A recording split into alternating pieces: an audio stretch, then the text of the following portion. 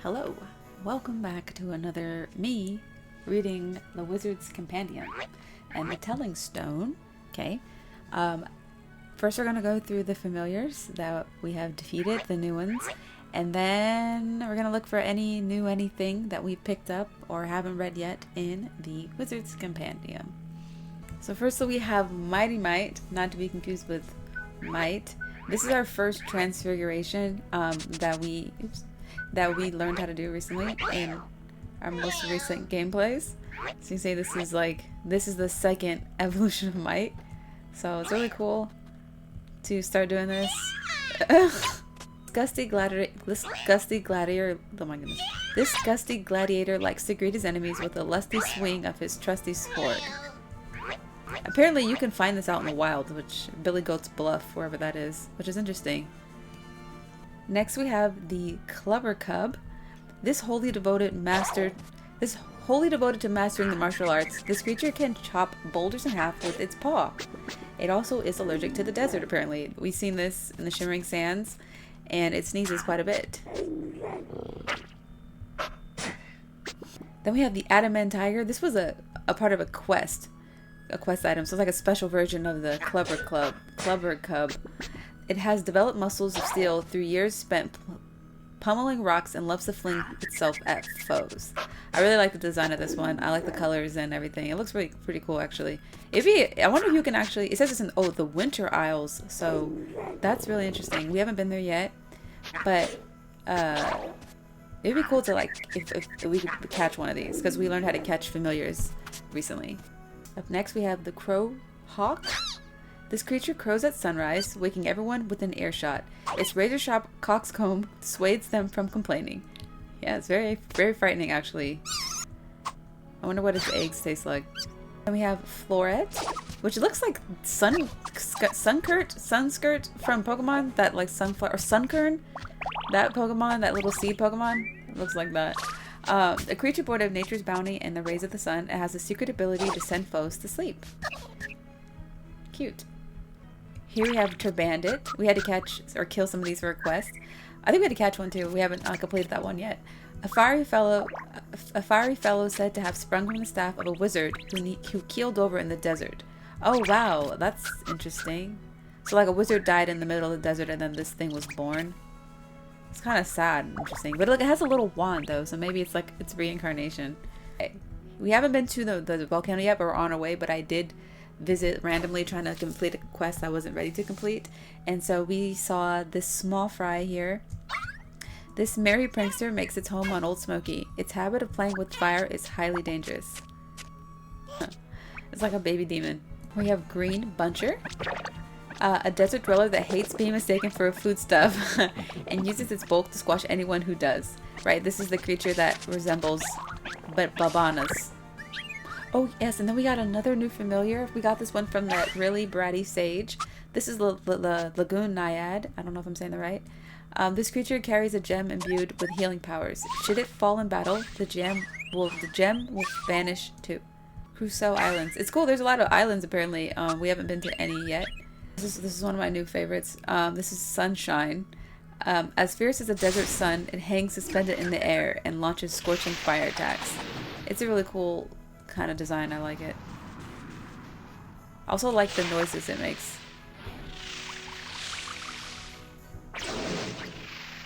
Kind of sound like what I would imagine like solar flares to sound like.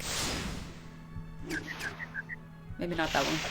Oh, here we have Lightshade, another cool design. A shy soul who hides behind a veil. It lurks in the shadows, waiting to pounce on its prey. It's pretty cool. I really like this design too. I also really like how many animations each creature gets. Oh, here's the Boggly Boo. This was another, we could have got this familiar if we wanted to from the sage because he gave us a choice of 3. But I chose the Lagoon Naiad. This playful creature loves nothing more than taking the unwary by surprise. It's kind of goofy looking. It's a demon class. It's very interesting. Then we have a Bonehead. This well-meaning but hapless soldier is simply too error-prone to advance through the ranks. And then Bone Brigadier. Bone Brigadier. Brigadier.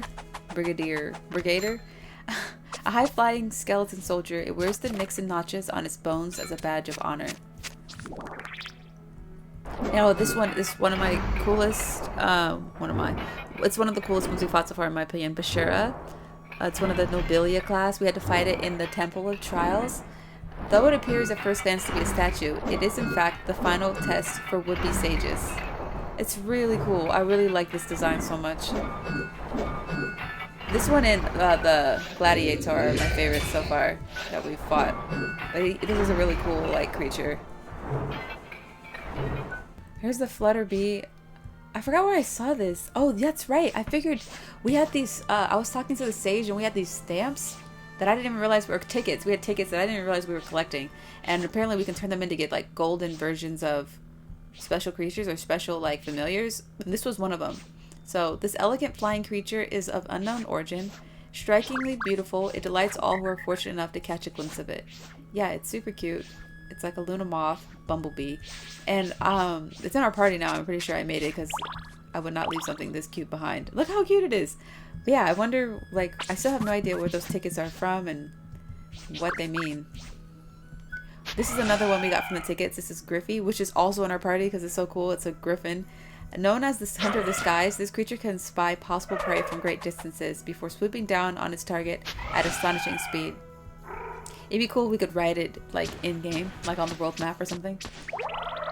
Really cool. Very nice chicken. Draggle. Draggle, I think is also from our tickets. I can't remember. A domesticated dragon with adorable eyes. It is a pampered pet that never has to hunt. How cute. Yeah, it's one of our familiars. It has a heart next to it. I don't remember this one. And here's our golden ones. Okay, so we have a golden Mite, a pint-sized pugilist. Yeah, we know Mite, but this is him as gold, which he looks really cool, honestly. I mean, they all look cool as gold. Hurley, this is a whole new creature. Left to its own devices, this creature will show off its awesome strength by juggling boulders. Really cool. Like, yeah. I gotta look up what the tickets mean. Drongo. Drongo is, what's-her-face's familiar, and we got a gold version of him, too. So you can see he looks pretty cool. Very shiny. Okay, so we got another new dangerous place, Temple of Trials. Looks like this is the only place we've actually cleared. I cannot believe it. Wait, that's so interesting. So I've got 100% on Ding Dong Well in the Deep Dark Wood, but I didn't find all the treasures. So I have to definitely go back and do that because I'm trying to get 100% on everything. And I didn't even explore all of Golden Grove. How is that possible? But Temple of Trials, you know, it was not really like super explorable place. There was no treasure chest, so but let's take a look. This is it's pretty straightforward. We didn't have very many places to go, but yeah, that's really cool. That's cool that they actually tell you so you know. So now I know for sure. So here's our current progress report. Just steady dragging along. Still haven't unlocked these last 3 here to see like whatever those are. But yeah, I like the pace of this game. So our first new spell that we got here in the Wizard's Companion is Draw Poison, rune number 4. Cures the effects of venoms and toxins. Nothing perturbs a wizard more than poison, and with good reason. Even small amounts have been known to cause untold distress. Should you or your companions be affected in such a manner, be sure to use this magical cure. No matter how deeply the poison has taken hold, there is always hope if you draw to this rune. So we haven't had to use this yet, fortunately. But, you know, it's always nice to have a spell that takes care of something like poison so you don't have to use items. Bridge, rune 28. This is another new one we got. We got this one from the sage. So now we can, like, go to the volcano and get that, like, what is it? Those shimmering seeds? I forgot what they're called. Spicy seeds for that one quest we still haven't finished in Alma Mon. Okay. Find a way across even the greatest impasse. A wizard's progress is frequently obstructed by rivers, gorges, and other such inconveniences.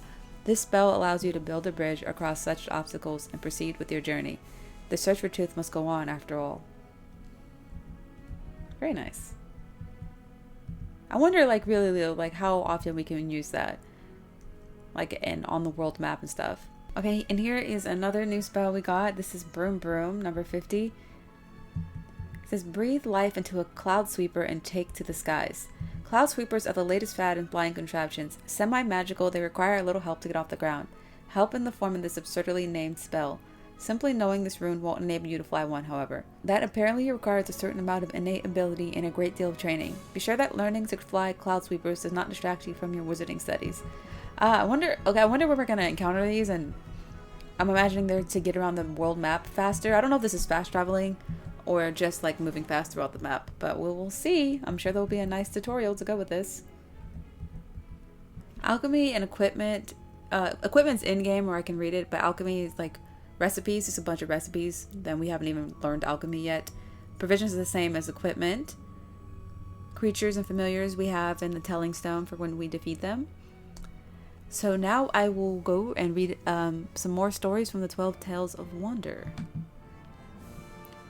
So we read the first tale, The Cowardly Prince and the Lion. This was we had to read this to answer Horace's question. The second tale, The Squirrels and the Bramble. Protectors of the forest. Once upon a time, the whole world was lush and green and covered in countless forests. In mild days of spring, children would play in their clearings, making necklaces from wildflowers, while in summer they would shelter from the sun under their ancient trees. And in autumn, of course, they would pick and eat their juicy fruits. Indeed, forests have always been important to youngsters, being carefree places in which to play with gay abandon. What do you know of the forest guardians? I know that I have defeated about two of them who had rabies. They were a little possessed. We beat the guardian of the forest. I forgot what its actual name was. I think it was just Guardian of the Forest. And then we beat the Gladiator in Golden Grove. Every forest has one. They are believed to be godlike creatures that protect the woods they inhabit, as well as the creatures that dwell within.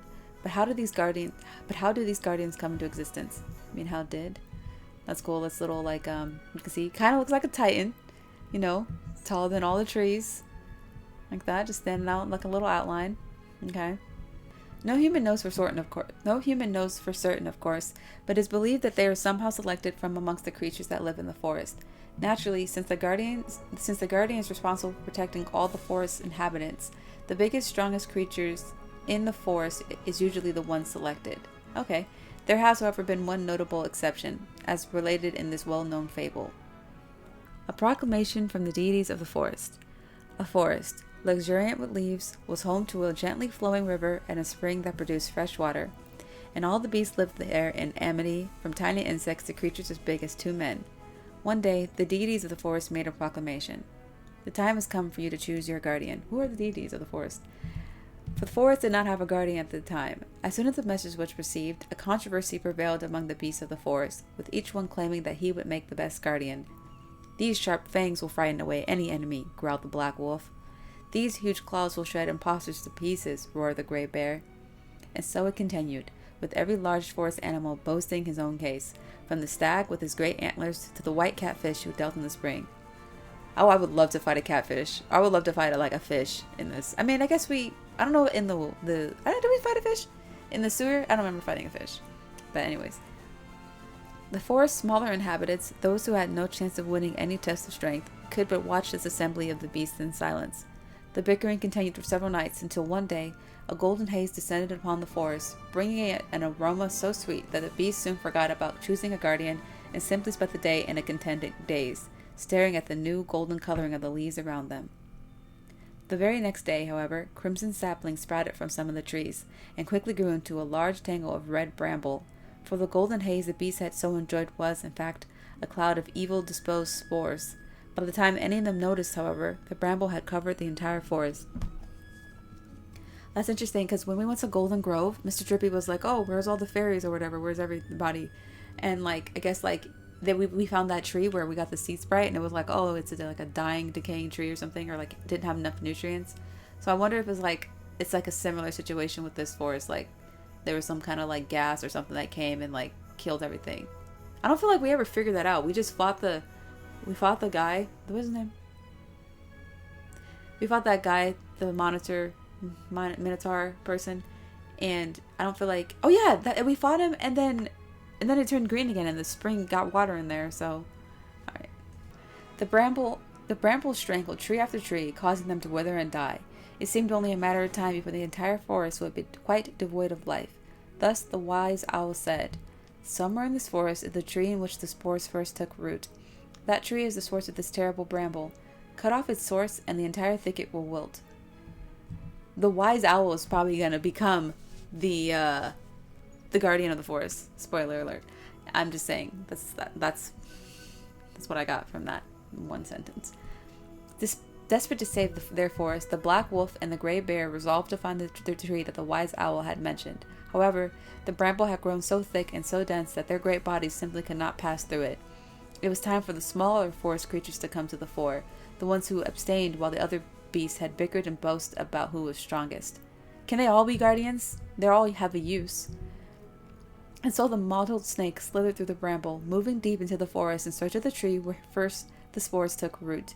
"Alas, the bramble wraps the tree completely," hissed the snake. "We shall need to cut through it somehow, but I have neither claws nor teeth, only this forked tongue." I thought snakes had teeth. Upon hearing the mottled snake's report, a blue woodpecker leapt into action. "I shall peck through the bramble in no time," he chirped with confidence. But as he neared the tree which the mottled snake had described, the bramble became too thick, and he was quite unable to spread his wings, let alone fly close enough to peek at the bramble, and thus he went back dejected. It's gonna be like a mouse. It's gonna be like a mouse? Oh, yeah. That was when the field mice and the squirrels rendered their assistance. "These sturdy front teeth of ours shall gnaw through the brambles," squeaked the field mice. "But the bramble goes all the way to the top of the tree," observed the squirrels. "Can you truly climb so high?"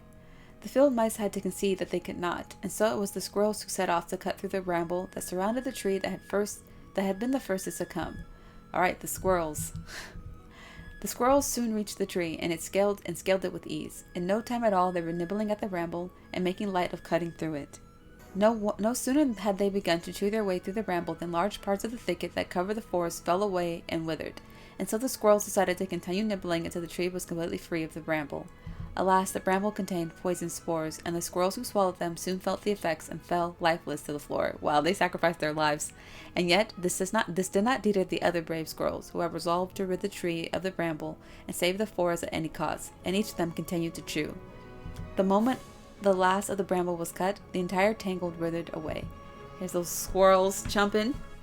The last remaining squirrel fell from the earth, dashing its head upon the ground. The squirrels had saved the forest. When the black wolf and the gray bear were finally able to wade through the dead bramble, they came across the bodies of the dead squirrels and let out terrifying cries. Okay, the guardian. As the animals' cries rang out, the squirrels' souls floated from their bodies as pure orbs of light. The black wolf and the gray bear watched in amazement as the orbs floated into a hollow in the tree, bringing it back to life. Ah, the deity of the forest had spoken. The squirrels were the forest's true guardians. Though they were among the smallest and weakest of the beasts, their courage was greater than all the largest creatures. Size has no bearing on a creature's stature. Okay, I totally get the message of this. Really, I do. And definitely the squirrels sacrificed their lives. And they didn't know they were going to do that, though. And then they found out and they kept going. But my thing is, I really feel like the owl should have been the guardian. Okay, and not just because I guessed that, but because, like, how would they would have never known to do that. The squirrels wouldn't have started just eating the bramble. I highly, highly doubt that. Okay? I don't know. But congratulations to the squirrels. Okay, oh, the sixth tale. There's only 12, so. My other self. On a hilltop. What follows is the extraordinary story of an ordinary little girl. When I was a little girl, I had the reddest hair you've ever seen, and I lived with my mother in a small village tucked away in the hills. I was never any good at magic, but I loved gardening, and I could grow all sorts of flowers and medicinal herbs. Behind my house was a low hill from which you could enjoy a wonderful evening view. I used to walk to the top of it every night to sit on a big old root and watch the sun go down. One day, my mother cut her hand on a glass that I had broken. Though she washed the wound straight away, just as she had always taught me, the cut soon became infected, and by the next morning she had a very high fever. I took care of her the best I could, of course, but several days passed without any improvement in her condition. Then one night, after I cried myself to sleep with worry, I woke with a start to find myself standing in front of a strange door. I opened this door and walked through it to emerge on the top of my favorite hill. It looked just the same as it always did, except for one thing. There was someone else there, sitting on my root and sobbing quietly. I took a sharp breath and thought to myself, could the girl sitting on the root actually be me? Her hair was just as red as mine, and it glittered like a ruby in the setting sun. Interesting, because we know now that there's like soulmates, so like she must have astral projected or something. Like, she said she fell asleep, right? Yeah, she fell asleep. She must have astral projected and like saw herself, something like that. That's pretty cool. Too bad her other self is also crying though. The bright blue bird. I was feeling quite sad myself, but the girl sitting on the root seemed absolutely inconsolable. Feeling sorry for her, I asked, "Are you all right? Why are you crying?" At this, the weeping girl lifted her face, giving me another shock. It was exactly like mine. "I was careless, and my bird flew away," she said. "Oh, I did love it so." "So that's why you're crying?" "I've been careless too, as it happens. I made my mother sick." "Oh, that's sad. She didn't make her mom sick." Okay, I thought for a moment, then asked, What kind of bird was it?" "It was blue, bright blue. It was so very beautiful." "My mother's eyes are blue as well," I sighed. I don't know why I read it like that. I thought she was gonna be excited about that like connection. "But they don't seem to sparkle like they did before she took ill." This is sad. We carried on talking for a little while, and before long we become firm friends. She loved gardening too, and was enjoying gazing at the sunset from the crest of the hill. It seemed we had absolutely everything in common. Eventually I said, "Here, take this. It's a flower I grew. It's called a warm welcome, and birds love it. Perhaps it might make your bluebird come back." Why wouldn't she give this from right away? Why would she keep this? Alright, anyways. Where am I? I had already put some of these flowers at my mother's bedside to try and make her feel better, as well as some in her hair. "Thank you," said the girl, smiling. "Oh my, it really does smell wonderful. Hey, would you like to come to my house?" I nodded, and off we went. Down the hill together and to the girl's house. She placed the flower I'd given her next to the window. Before long, we heard a sound. Peep, peep, peep, cheep, cheep, cheep. And a bluebird flew in through the window. "Chee-chee!" shouted the little girl. The girl, not the little girl, just the girl. Recognizing her missing pet, the bird had flown straight for the vase that held the flower. It seemed a little unsteady, as though one of its wings was injured, but I couldn't help but feeling happy that the warm welcome I'd given the girl had made her bird come back. Waking from the dream. All of a sudden, I was in front of the strange door again. I walked through it and found myself lying in bed once more. It was just a dream, I sighed. Then I threw off the sheets and went to my mother's bedroom. Much to my surprise, though, I found she wasn't there. That's when I heard a sound coming from the kitchen and ran downstairs. "Mother!" I cried. "Good morning," she replied cheerily. "You must have been wondering where I got to. I just felt so much better when I woke up this morning. Now then, would you like some breakfast? I'm famished." And my mother's blue eyes were sparkling once more. Every person in this world has a soulmate, a person in another world with whom they share a soul. Soulmates' destinies are intertwined, and occasionally they even overlap. So should you ever chance to step through a strange door, do not be surprised if you meet someone just like you. Okay, interesting. That was an interesting one. I don't know like exactly the message, of course soulmates, but I'm guessing the bluebird and the mom shared a soul. I guess even though that connection was obvious, I didn't see that coming because so far the soulmates in this game have been like the same people, and even the cat has been a cat. But it would be really cool if someone was a human and their soulmate was a bird. You know, I'd like to see that. But that's interesting. Right, on to the next story. The 8th tale. I can't believe there's only 12 of these. The 8th tale, The Shepherd Boy, the Lazy Son. Two shepherds who were father and son worked together in the fields. The father looked after the sheep from morning till night, constantly patrolling the pasture, looking out for wolves. The son, however, spent every day at leisure, staring into the distance and not lifting a finger to help his father. One day the father turned to his son and said with regret, "I am getting old, and shall soon be retiring. Though you are my only son, it has become clear to me that you have no enthusiasm for shepherding. I am starting to think that I should be better entrusting my flock to someone else." I mean, that's fair. The son was quite shocked, for the flock was his only livelihood, and resolved to start assisting his father in the fields, chasing sheep, tending the grass, and so on. His motivations are not pure. Alas, he soon grew tired of such tasks. At a loss as to what to do, the son supposed he should pay a visit to Old Father Oak, an ancient tree in the deep dark wood, possessed of infinite wisdom on all matters. "Oh, Old Father Oak, is there not some manner of fruit that I can swallow to excite my enthusiasm?" the son asked in vexation. This is kind of ridiculous. He's basically looking for some kind of drug, some kind of quick fix to like get this like motivation or like energy to be hardworking, when if he had just been doing this from day one, he he wouldn't be tired out so fast. You know what I'm saying? I'm afraid that such things do not exist, replied Old Father Oak. There is, however, a fountain hidden deep within a nearby forest. Drinking of its water provides a goodly dose of energy. It's drugs. Okay. Here is the boy drinking out the water. You can look at him. Look at him. It's drugs. Okay? Don't do drugs. Don't drink. It's not good for you. Alright, the fountain. Only drink water. The fountain. The sun traveled in no spiked water.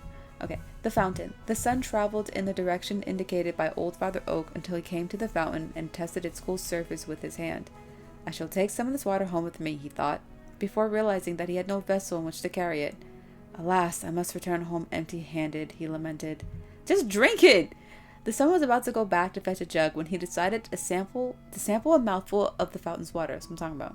Sure enough, he immediately felt the great surge of energy that Old Father Oak had predicted, and used his axe to chop down a nearby tree, carving it into a pitcher that was almost as big as himself. Wow. Once the pitcher was finished, the sun filled it with water from the fountain and made for home. The vessel was very heavy, and the journey was a long one. He nearly gave up on several occasions, but every time he felt like abandoning his journey, he would stop by the wayside to take another cup of water from the pitcher, and eventually he arrived back home. I have water enough here to last a lifetime. Does he? The son thought with a sigh of relief. Does he? He was very weary and he fell into bed to sleep soundly till morning. He's only doing this for money. He's seen his dad, like, his whole life, just, like, working hard, doing his field, and him doing nothing. And then his dad was like, you can't get in my will after this. And he was like, oh, okay, I'll work hard now. Like, it's not good motivation. I don't understand the moral of the story yet, but the pitcher. The son awoke from his slumber and resolved to take another drink of water from the pitcher. Oh, how full of life I am, he exclaimed happily, and set about his duties at double the usual speed. As he did so, he resolved that no one else must be allowed to drink the precious water in the pitcher. Now he's being selfish. In the days that followed, the son spent much of his time ensuring that no one went near his pitcher. Yet he took care to attend to his chores while he did so, knowing that his father would otherwise be angry. Whenever a villager approached the pitcher for a drink of water, the son would interrupt his own labors and offer a cup of different water, thus preventing any of the water in his pitcher from going to waste. Is it really just not going to run out? He was also reluctant to waste the water from the fountain on himself, and so worked hard every day without touching it. Very interesting. Then one very hot day, the son had been hard at work in the fields when he realized that a terrible thing had happened. Let's see. Who's that? Is that the... I don't know who these people are, because that doesn't look like the son from the other picture. And he doesn't look like these people at all. So who are these people? So, I mean, is this the guy... Oh, this must be the son kind of older? And he's like, oh, no. Either he's telling him he can drink from this little bucket or he can't drink. But, okay. Let's move on. The water. The water had evaporated in the searing heat of the sun. That's what I was waiting for that to happen. When the son realized that the water upon which his future depended had disappeared, he was overcome with despair and collapsed upon the grass. Can't you just go back and get more? The sight of the son lying prone excited the villagers' concern, and they rushed to see if he was all right. For the son had gained reputation in the village for being kind and hardworking. On account of all the cups of water he was wont to provide thirsty villagers. Oh, okay, he was still given water, just not his special water. Some of the villagers gave the son a drink of water as he lay there, and he was amazed at how delicious it tasted. It was the freshest, cleanest water he'd ever drank, and what's more, it gave him the same surge of energy that the water from the fountain had done. It's a placebo, isn't it? His father stood next to him and said kindly, no water on earth can compare to the first water you drink from after sweating all day. That's facts. Why, I should think it is a fair sight better than the water from that fountain, for the father knew that his son had visited the fountain. The son rose to his feet and smiled back at his father. You are right, father. It truly is better by far. Hard toil brings its own rewards. Oh, that is a sweet story. I really like that because I'm a Capricorn, so hard work is all about is my life. So I mean, like, yeah, okay, I like that message. It took a while to get there. That's a very long lesson for the son to learn. And some people don't learn lessons like that. Like, if people get the easy way out, I feel like it takes them a lot longer to actually learn that they never needed the easy way. Like being reliant. This is like almost as if, like, never mind, I'm not gonna get deep. But I'm just saying, usually if you always are getting handouts, say the water is a handout, then you don't learn how to be self-sufficient usually. This guy did. So maybe, you know, that's interesting. Okay, great story. All right, that was our last story of the that we have. I think we have like 3 or 4 stories so far. That's it. We might have gotten another Regions of the World book. So let me check real quick. Or page. I never realized that we have a world map. Like, I don't think we're ever looked at. Okay, so we're in the Summerlands. We're on one big island. Okay, so we're currently in Alma Mon. Oops, okay. Oh yeah, Alma Mon. Oh, what? Wait a second. Okay, we must have just got this. Let me go back. Alright. Because we've been to the summer... Have I ever looked at this? I don't think I've ever looked at the regions of the world. The Summerlands, this north. This is where we started out. The northern part of the Summerlands enjoys a pleasantly mild climate all year round and is covered in lush vegetation as a result. No trip to the northern Summerlands is complete without a visit to the cat-ruled city of Ding Dong Dell, where encounters with feline friends can add a dash of color to any wizard's journey. Okay, we got the rolling hills, which we've rolled all around. The rolling hills spread southwards from the edge of the deep dark wood and are home to a rich variety of wildlife and several natural wonders. Travelers are advised to remain vigilant in this area, not only for monster attacks, but also for the troves of hidden treasure that are often found here. We definitely haven't explored all of this yet. Like, what is that skeleton cave? And look at these keys. Are these... Oh man, what? Wait. There's keys all over the map. Keyholes. So I wonder if that means that there's treasure there and I have been a terrible, like, explorer. I'm gonna have to take note of this. Okay, the deep dark wood. The oldest and most beautiful forest in the Summerlands, all manner of wonders await those who venture inside, from fearsome guardians to talking trees. There's deep dark woods. Then we have, oh look, it shows you the region too. I love this map. So, oh wait, I didn't mean to do that. Okay.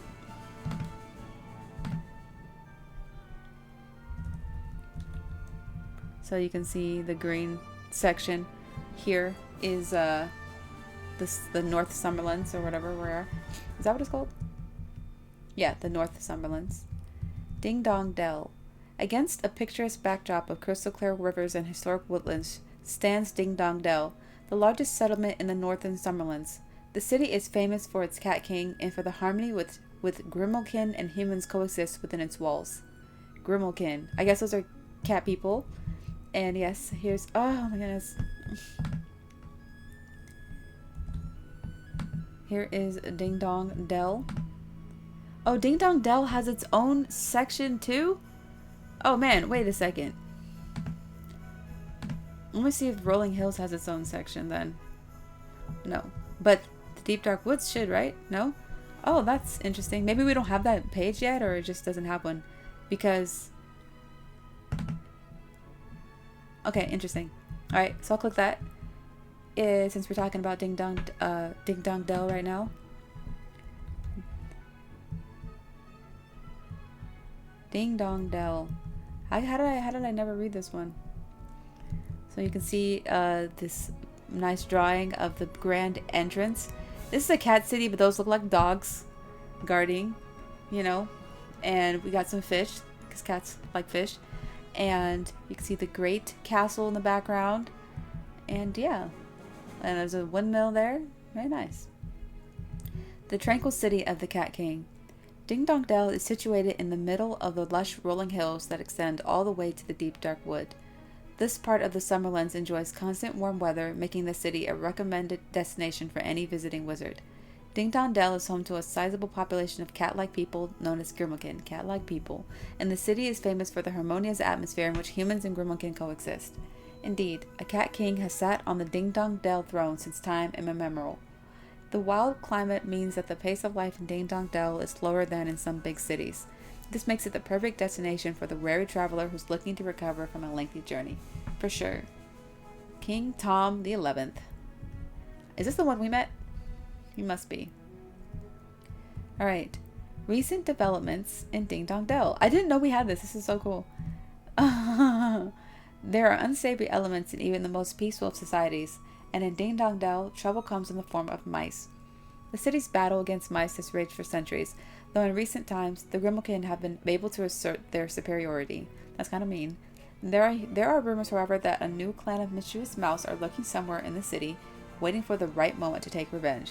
I mean, we beat King Hickory, so hopefully he doesn't try to make a comeback.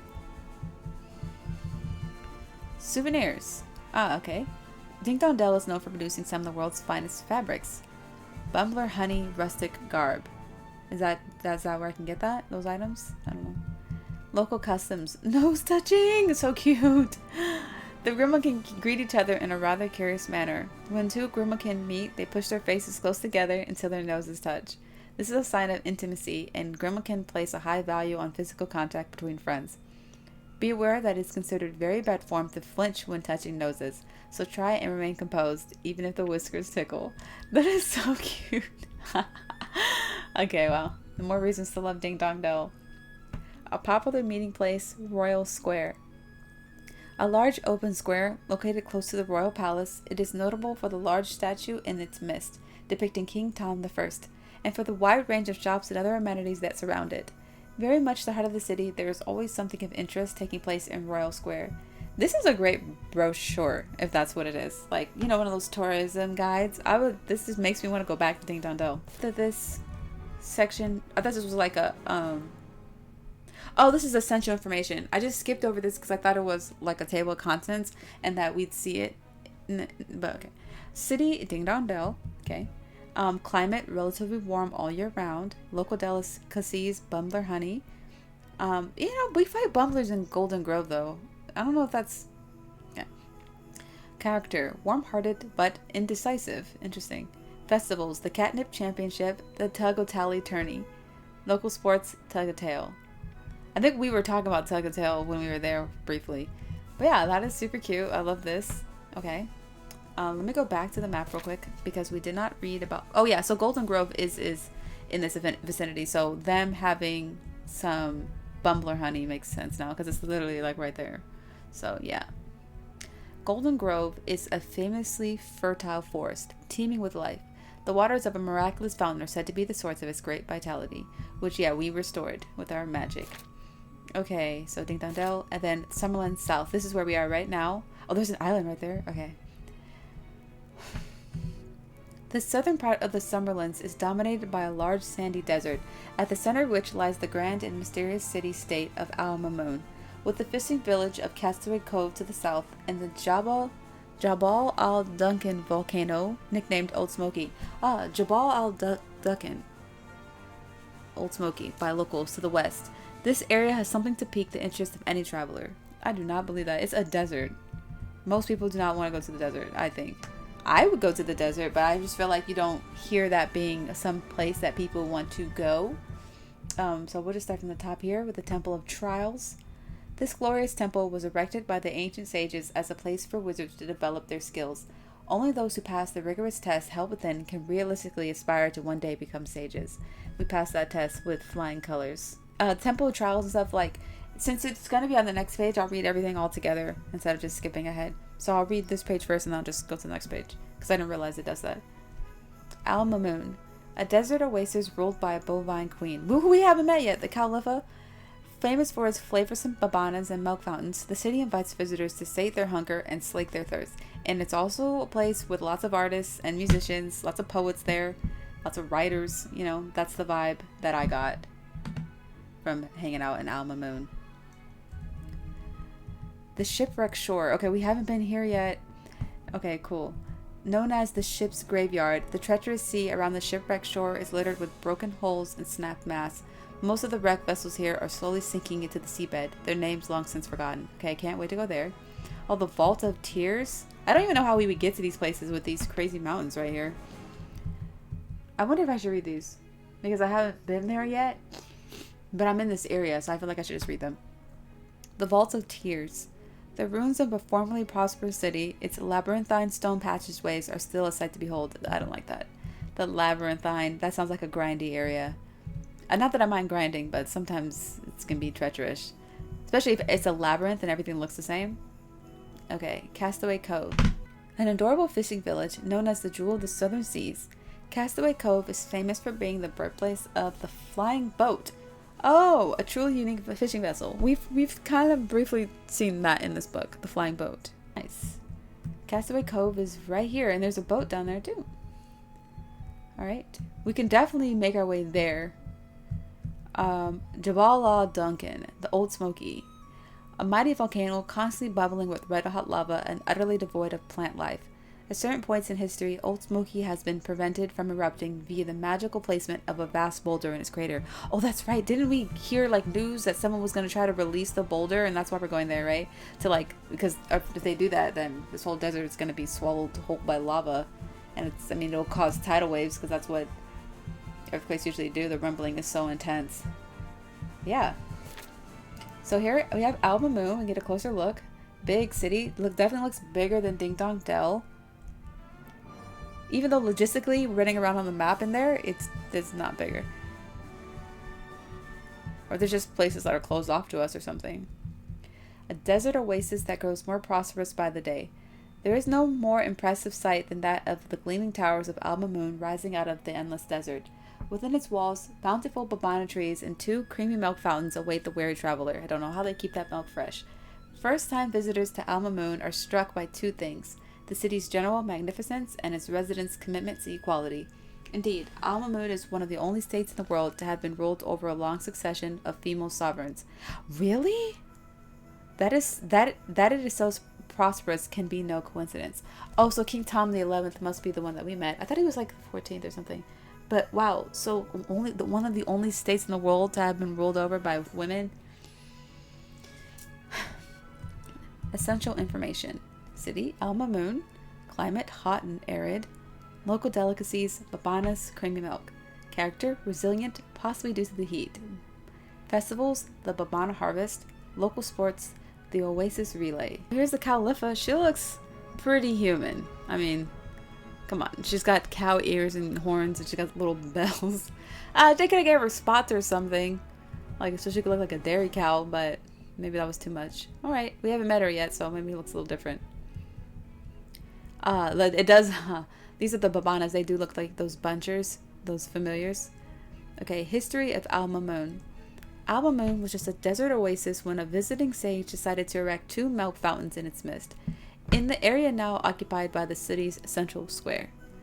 A visiting sage decided to do that? So he's not even a local, and he was he just put these milk fountains in the middle? That's interesting. Creamy milk provided by the fountains allowed for the selective cultivation of plants and the eventual development of the babana, a fruit now recognized as one of the 3 great foods in the world. Alma Mon therefore owes its current prosperity to the generosity of one sage and the hard work of countless babana farmers. I don't really like that story, but it's just I wonder how they make fruit with milk. That's interesting. Recommended delicacies. Made using local babanas, these delectable desserts can only be sampled within the walls of Alma Mon. Babana split and chocolate babana. Local customs, traditional music. The inhabitants of Alma Mon are renowned for their love of music and dancing, and locals may well invite you to sing a song with them. Be sure to accept, as it is one of the best ways to get to know the people of this unique city-state. I love that. The cat kissing with the noses or greeting, and the traditional music. A popular meeting place, the Fountains of Milk. Alma Mon's Central Square plays host to the legendary Alma Mon's Central Square plays host to the legendary milk fountains that are the source of the city's prosperity. The milk that flows therefrom is extremely creamy and absolutely delicious. Not just a refreshing drink in its own right, but also a key ingredient in many tasty dishes. So here's I think this is where we met up with Horace at this milk fountain.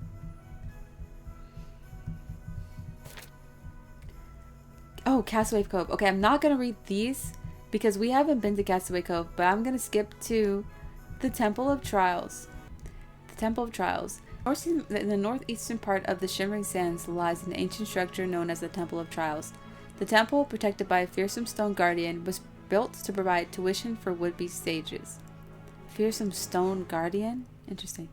A wizard's fortunate enough to train here must pass both the test of wits and the test of friendship before facing a final, far more difficult challenge. It is generally agreed that only wizards who are capable of overcoming the 3rd test have the capacity to become sages. Oh, so even if you beat the first two, if you beat the third one, you're like, I mean, I could feel that. The Supreme Sage. Yeah, it's this little guy. The visitors of the Temple of Trials may be fortunate enough to be granted an audience with the Supreme Sage, a wizard believed to have resided in the temple since its construction. The Supreme Sage is known as the Grand Master of all things pertaining to familiars, and will impart his wisdom and advice to those he deems worthy. A visit to the Supreme Sage is imperative for any wizard who wishes to make an impression on the battlefield. Very interesting. He's the one who gave us a bunch of new spells. Okay. Okay, so we're going to skip the Shipwreck Shore because we haven't been there. But what is stone culture? We do see these stones all over the place, you know. So let's read about them. I think these are save spots. What am I talking about? The origins of stone culture. Most traveling wizards will already be familiar with the waystones that lie scattered around the kingdom of the world. Waystones are great treasures, bequeathed to us by the ancients, and they are capable of recording our thoughts and memories as well as restoring body and mind. Indeed, they are an invaluable part of any wizard's journey. The dawning of the Age of Sages was marked by the widespread use of stones in magic, to the extent that it is sometimes called the Sagely Stone Age. The wizards of the period worked to uncover the mysteries of stones and used stone statues and tablets to store knowledge. Such was the importance of stones that special spells were developed in order to make their transportation easier, and a truly wondrous stone-based civilization emerged. So like stones are like their computers or something, and like they're like technology. Well, they stored it like that, so I don't know what I'm talking about. Early stone tablets, called memory stones, could store thoughts and memories, while later, more advanced designs were able to move and talk of their own volition. Oh, that's really scary. We haven't met those yet. These stones, some of which exist to this day, are unrivaled in their magical knowledge, but they are also deeply susceptible to flattery and will gladly share their wisdom with any wizard who knows how to ask. Okay, I should make a mental note of that. Be kind to all stones. Be sure to take every opportunity to learn from such stones. Okay, I don't think we've seen them yet. Hopefully we haven't, and I haven't missed it. City guardians. Most of the great cities of history were built from stone. Not only did this provide them with sturdy walls, it also conferred magical protection upon them. Indeed, there are many cities, towers, caves, and other locations that benefit from such protection. These locations are said to be guarded by living stones. Living stones continue to guard buildings long after humans have stopped using them, meaning that the world is full of melancholy living stones, stoically guarding long-abandoned cities. That's interesting. I would like to see some of this and some of that. The other world. Did we know about this yet? Another world about which little is known. Oh, that's right, the other world.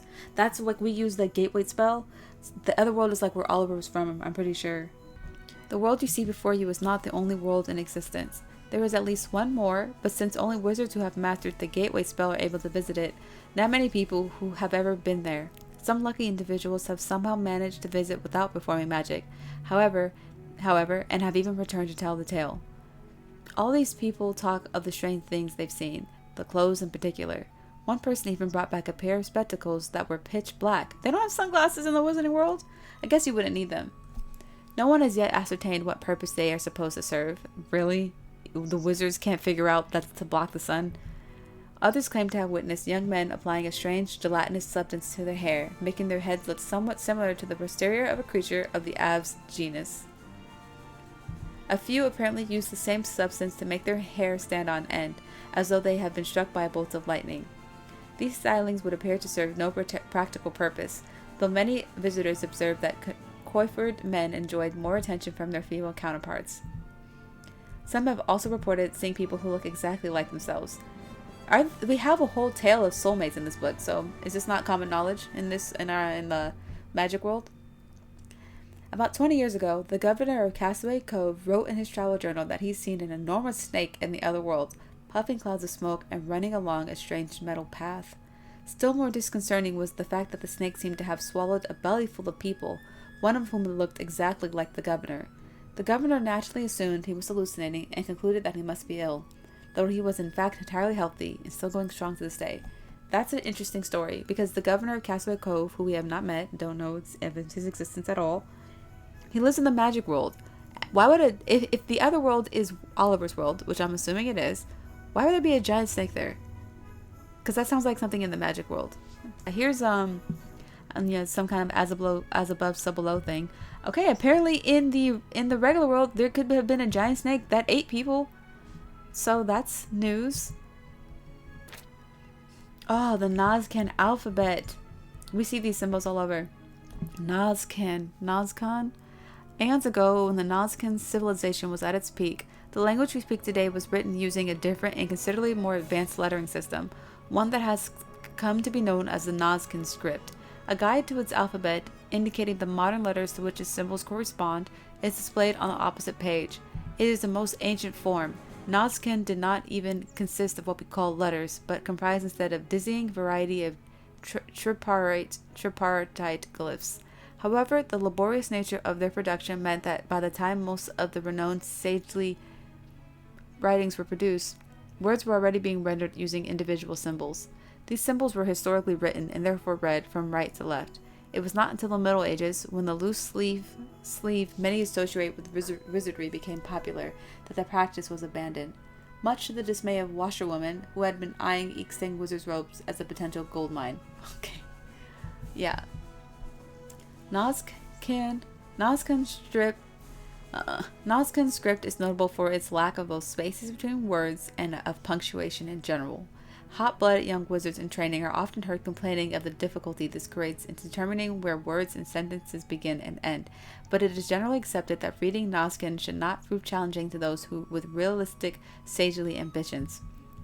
To address the complaint more directly, the fact that the vast majority of modern scripts now incorporate these features is a consequence of the spread of literacy beyond rarefied scholarly circles and the concomitant need to assist the common reader. Concomitant? I've never seen that word in my life. Most astute souls will now have noticed that the Nazcan script does not distinguish between lower and uppercase letters. In fact, it was not until the development of the printing press, many centuries after the fall of the Nazcan civilization, that such a distinction was conceived.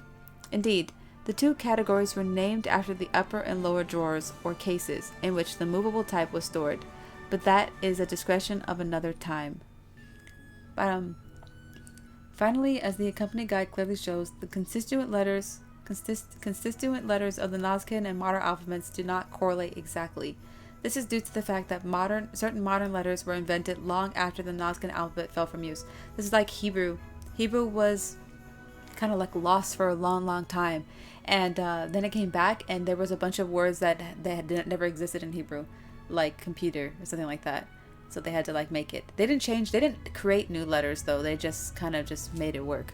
While certain Nazcan letters were ultimately the victims of modern printing methods, which saw them rendered as peers of other letters.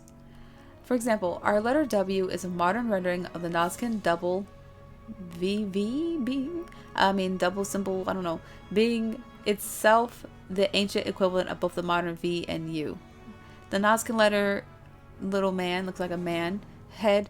Meanwhile, survives only as a sound and is now rendered as a combination of T and H.